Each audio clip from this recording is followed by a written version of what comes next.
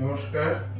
আজ 8ই নভেম্বর বিশ্ব রেডিওগ্রাফি দিবস, যা সারা বিশ্ব ব্রহ্মাণ্ডে আমরা পালন করে থাকি। এই দিন আমরা পালিত করি ডব্লিউ.সি. রঞ্জনের স্মৃতির উদ্দেশ্যে, যিনি 1895 সালে এক্স-রে উদ্ভাবন করে মানব সেবায় এক অমূল পরিবর্তন আনেন চিকিৎসা শাস্ত্রে। আমরা কৃতজ্ঞতা জানাই সকল রেডিওগ্রাফার এবং রেডিওলজিস্টদের তাদের অক্লান্ত পরিশ্রমে। তারা হয়তো সামনে আসে না, কিন্তু পেছনে থেকে মানুষকে অনেক চিকিৎসাতে সাহায্য করে। এই সেবা আমাদের আগামী দিনে অনেক প্রচেষ্টা দিচ্ছে।